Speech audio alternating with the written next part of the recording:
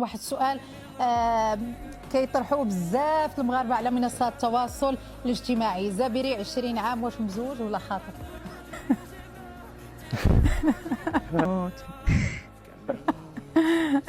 مزوج ولا خاطب؟